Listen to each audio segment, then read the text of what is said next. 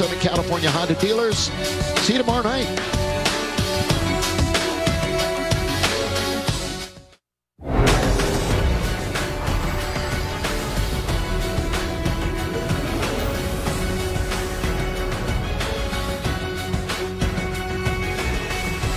Hello and welcome to Access Sportsnet Lakers, driven by your Southern California Honda dealers. Chris McGee, James Worthy, Derek Fisher, Allie Clifton will join us shortly. We've got Mike Trudell and Mike Bresnan working the post-game locker room on the Zooms. Guys, the Lakers lose in someone else's arena, a true road game for the first time since February 29th, 2020. The 10-0 start comes to an end in Philly.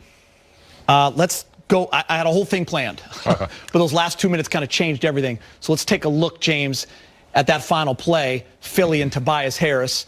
He gets the bucket and Philly wins. Well, a lot of people think Embiid is the guy, and he is. You know, he's the star of that team. But you cannot sleep on Tobias Harris. This guy is he's a one-on-one specialist. You know, he knows how to get his shot off, and I knew that when he got it, you know, it was going to be, Tobias Harris. They didn't get it to Embiid. This is what he does for a living. And quite frankly, he carried them in the second half. You know, third quarter, fourth quarter, it was Harris who was getting some good shots. So hats off to Philadelphia. This is probably their biggest game of the year, and they played up to it. Lakers did a great job coming back. Ugly game. You know, Montrezl Harris, no points. Pope, only 3. AD not hitting free throws. This is a strange game in a lot of categories for the Lakers, but they did make a big run. Unfortunately, Harris was the closer. Yeah, Lakers only 64% from the free throw line, only 33% from 3. Got to give Philly credit. 13-0 run by the Lakers gets them the lead. They call that timeout. They get that switch for Tobias Harris on Alex Caruso. You saw how that draw that up. They went that pick and roll, got the switch, then it was Tobias on the mismatch. Yeah, and Alex Caruso, did really good defender. Yep. You know, not a bad defensive possession, but Doc Rivers, for sure, coming out of that timeout, knew that the Lakers would switch, got the ball to what he felt like was his best individual perimeter player, and you got to give a guy credit. Tip your hat to him, knocks down a big shot to secure the win. Yeah, listen, Embiid and Simmons, they combined for 45 points. Joel Embiid, we talked about it, big game in the pregame show. One thing he is great at for sure, he's having an MVP-type season. He can get to the free throw line, and he did it tonight. He converted 11 of 13. He finished with 28, 6, and 2. Ben Simmons, a triple-double. And as you said, there's their third guy, Tobias Harris, with the game winner in 24. Yeah, Embiid, a much healthier Embiid, a much more focused this year, it seems like, under the tutelage of Doc Rivers and the coaching staff. And, you know, Tobias, a great player. And, you know, you talk about Simmons, as you see the multiple moves by Embiid, but Simmons might not score a lot, but his impact on the game is huge.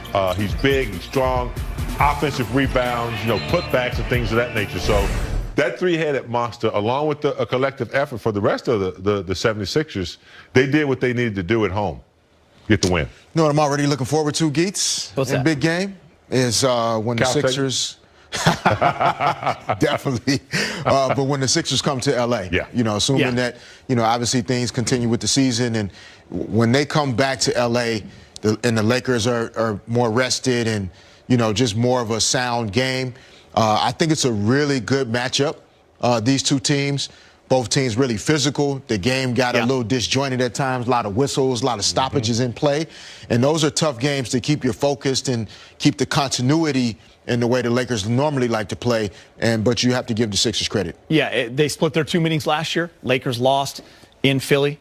They're 10-1 now at home, Philadelphia. And, James, I think you have to absolutely say that they are one of the top contenders in the Eastern Conference, along with probably Brooklyn, as everyone thinks, once they get it going, and Milwaukee. Yeah, after this big game against the Lakers, it was a measure game. You know, it's early in the season. You can't put too much focus on it. But they definitely have arrived with the players that they have and the way they play and the way they're coached. They rebound, they defend, they can score from many different places. No excuses for the Lakers. Being on the road can be, you know, tough. It can take a little bit out of you. I think this is what, their fourth game on the road, Geeta? On this trip. On this trip, yeah. 4-7. So yeah, you know, it's no excuse, but it does take a little bit out of you. You get into that third or fourth game on the road. I'm not making any excuses for them, but Philly was ready, and they did a great job in Philadelphia. D-Fish, I do want to talk about Ben Simmons, 17, 11, and 10, the triple-double. I know we talked about this in the pregame show. You weren't here, Fish. You know, everyone is just dying for him to hit threes and shoot threes and be that aggressive guy. But he just plays his style, and he's so effective, and he's also really good on the defensive end. Don't think he even gets enough credit there, but he was great tonight, 17, 11, and 10. Yeah, I mean, I think he's continuing to understand himself, his game, what he's really good at, using his size to do things defensively that really create problems for people. He's probably first-team all-defense again this year. He should be, you know, an MVP candidate if the Sixers continue to play this way. He does everything at all three levels of the game, getting his teammates involved, finishing at the rim, creating havoc on the defensive end. I mean, because he's 6'10", I think we want him to be different somehow. But he's a guard, and he doesn't just impact the game through trying to score points from the outside.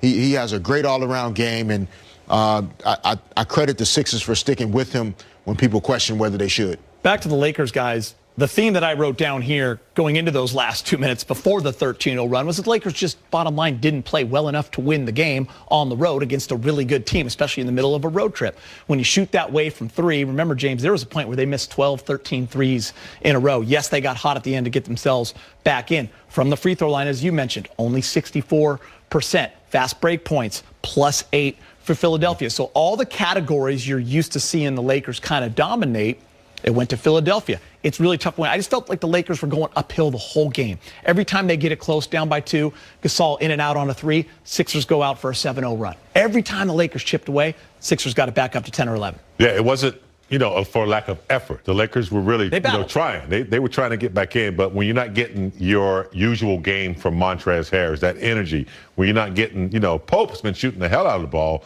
from 3, when you're not getting all your fire in, you know, that you need.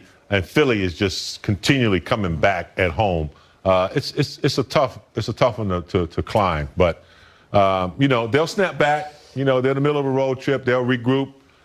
Give Philly their credit. Lakers didn't play. They were sluggish. They were a little sluggish, and you know, you can't turn it on every night, especially against a good team like Philly. Yeah, Montrezl Harrell got in that early foul trouble. 3 fouls, so he didn't play much in that first half. Got banged up a little bit. 0 points. You're rarely going to see that. As I mentioned, that 3 KCP hit, that's his first bucket of the game. All right, let's get you to the highlights so you can see for yourselves. We'll get you out to Philadelphia. Best in the West. Taking on